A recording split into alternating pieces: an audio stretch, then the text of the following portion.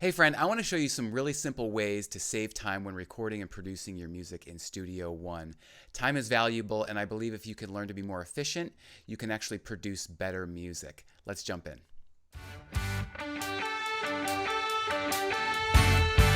Okay, so the first hack is actually to use sends and buses, all right? So you can see I have a big project open here. There's lots of different tracks, and if I click on the mixing board, you can see that actually there are not a lot of effects here on all of these. So the red is drums, the blue is guitar, green is keys and vocals.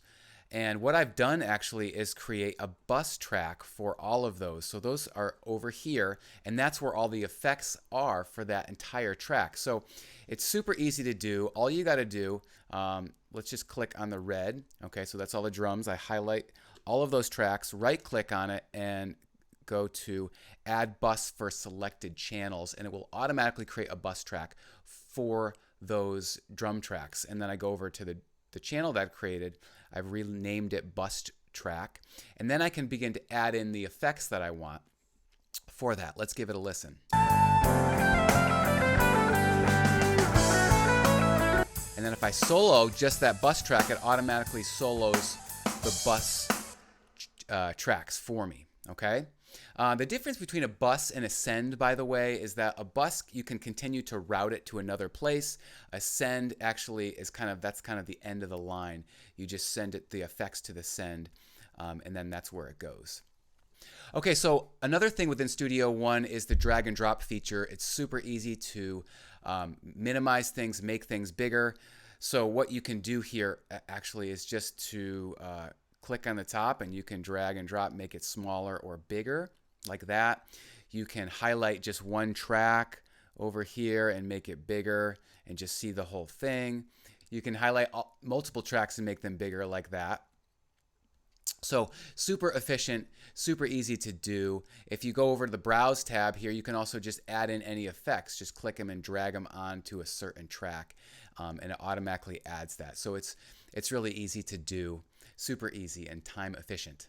Hey, if you don't know me, my name is Eric Miller, and I help home studio owners and guitar players record and produce great music from their home studio. If you're finding value in this video, I would so appreciate it if you could subscribe.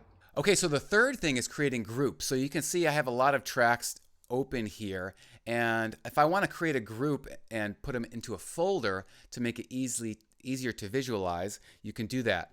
So let's just take the drums for example, click all these red tracks, and then I right click on them, and I'm going to actually create a group of tracks, okay? So I'll create a group like that, and I'll call them drums, okay?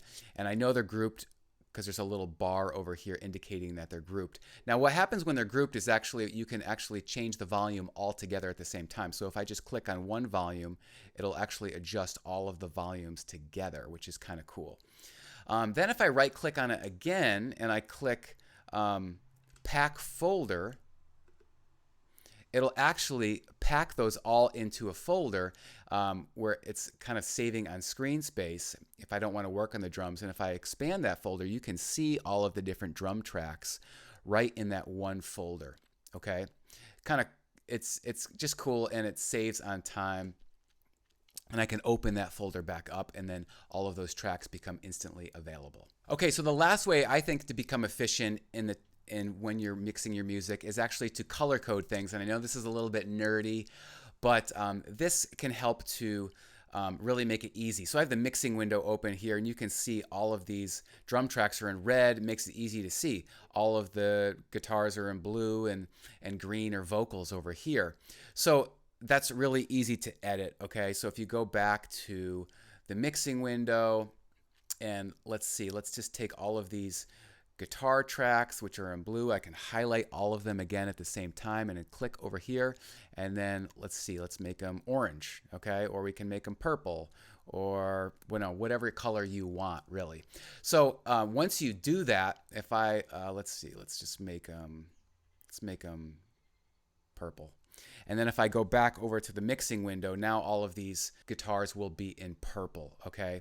And just a quick way to do that, make sure you have this all set up, is if you click the Options tab, there's a little wrench over here, and you make sure you have colorized channel strips checked off. Hey, I hope that video helped you. If you want to go deeper, I encourage you to download my free 5-step guide to recording pro music from your home studio. You can get it by clicking the link in the description below or visiting millermusic.co, and I'll see you on the next video.